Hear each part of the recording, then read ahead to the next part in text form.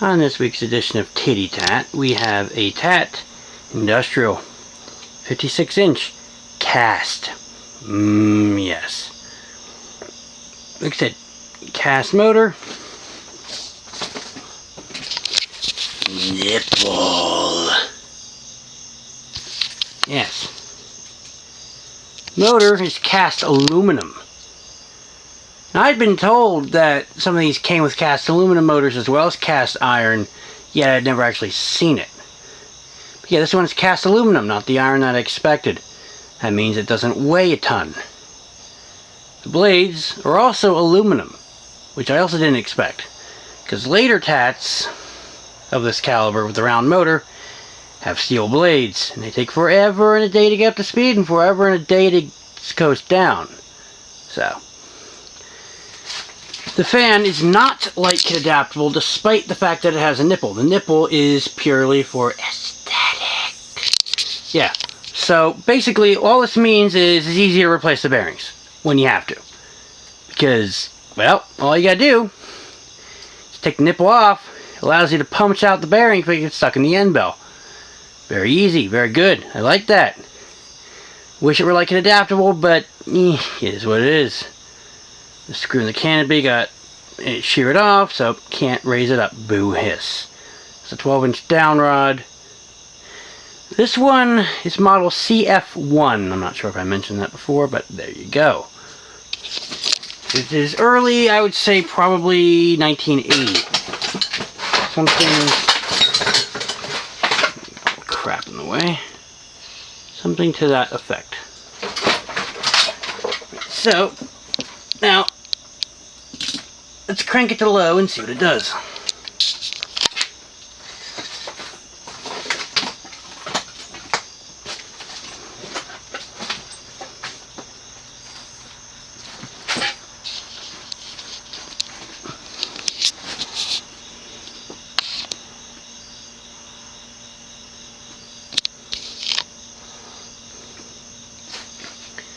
Now this speed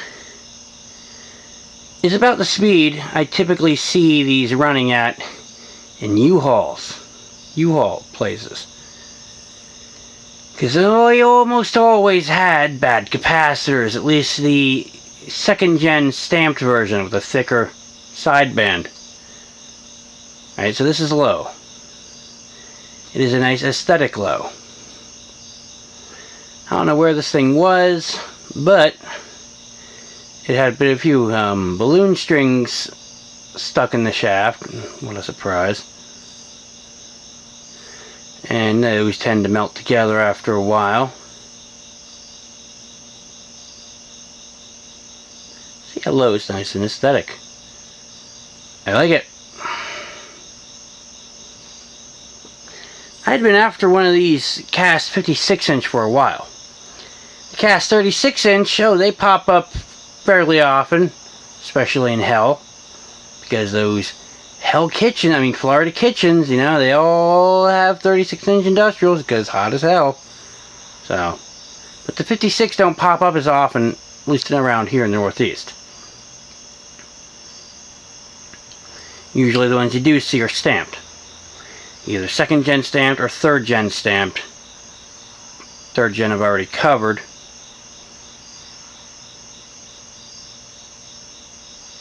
And yes, it came with the filth.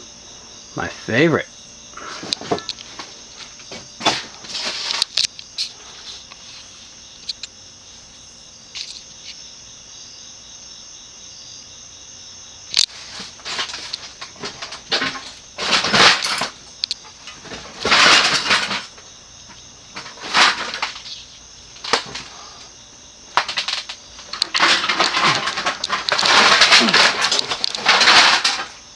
Out of the way. Turn it to medium.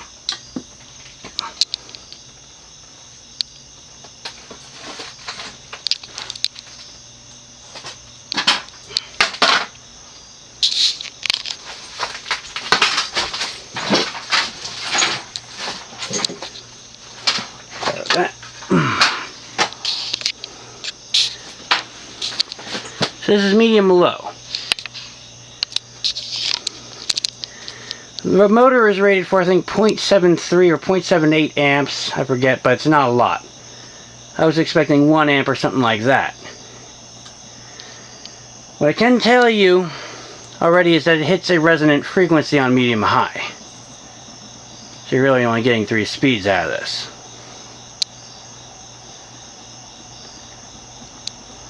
Now the little 36-inch TATs, they actually tend to stall out on low. They need a higher capacitor value. So this is a pretty decent medium. By the way, this one is actually labeled Wing-TAT on the label, not TAT, nothing else.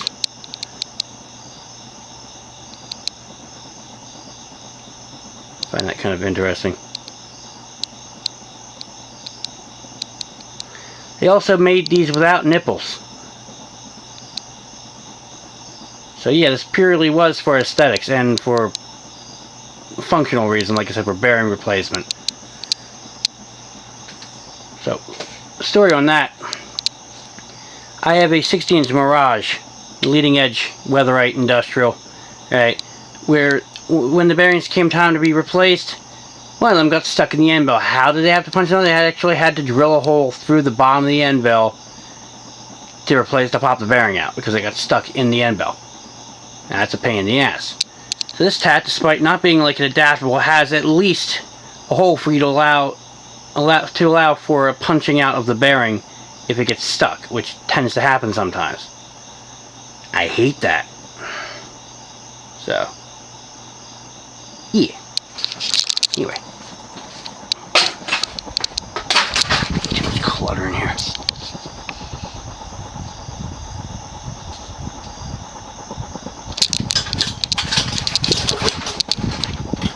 Now to full tilt.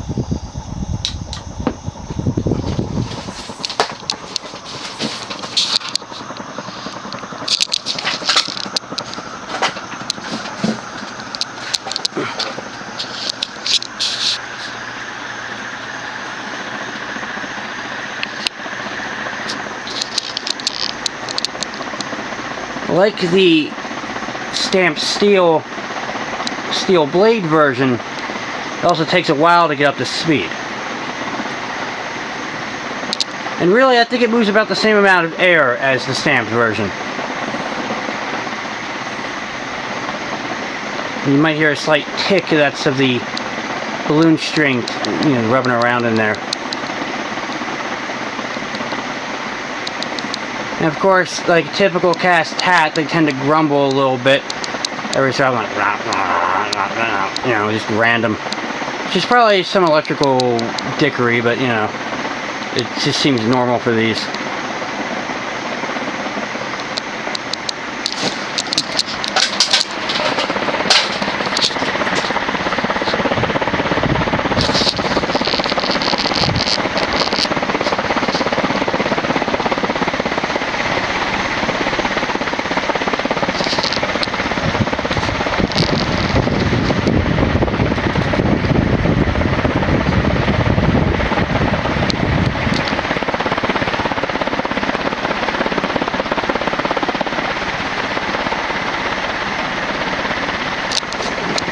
Coast now.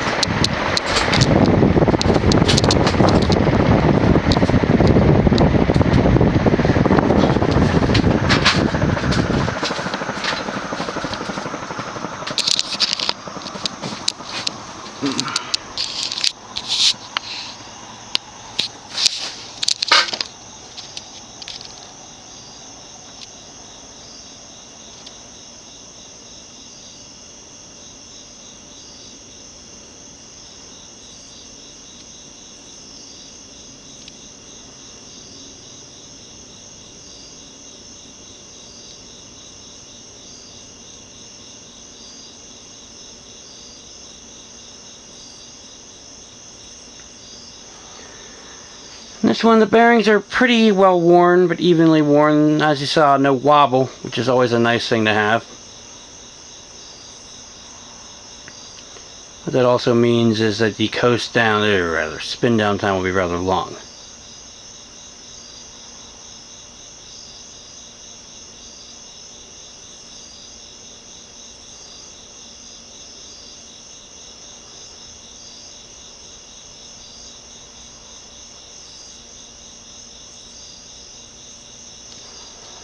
There was a Dairy Queen on the Wildwood Boardwalk, Wildwood, New Jersey Boardwalk. Had one of these without nipple. According to them, it had been there since 1980, which checks out.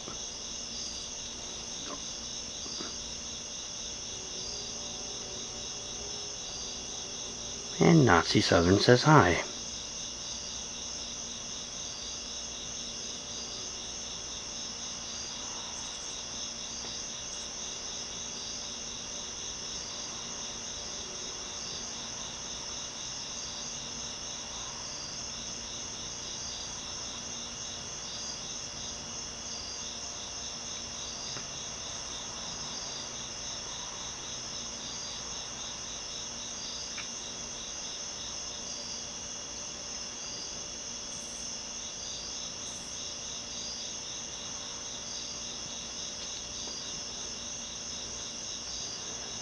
Now, I really don't understand why TAT, aside from the functional reason, decided to have a fan with a nipple that's not light kit adaptable. Because you take the nipple off, yeah, there's a hole in the end bell, and all there is a solid shaft. It's not a hollow shaft.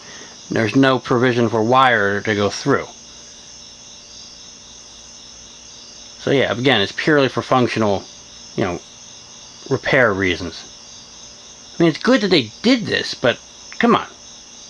Every other company that had a nipple at least has a hollow shaft with wires to run through for a light. Like, come on. Why couldn't you have done that?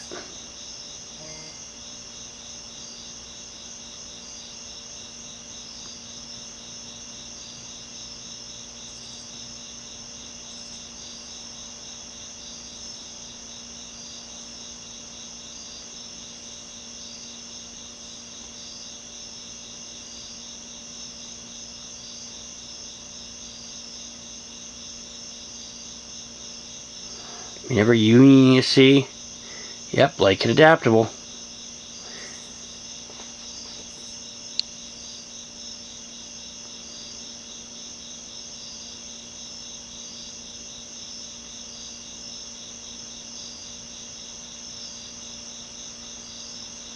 So yeah, I guess you can call it a fake tit.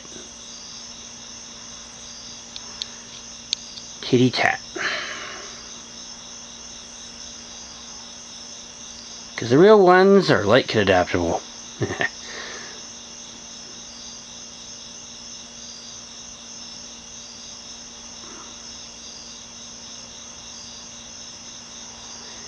Now, these TATs, apparently the cast one is not the first one that came to America.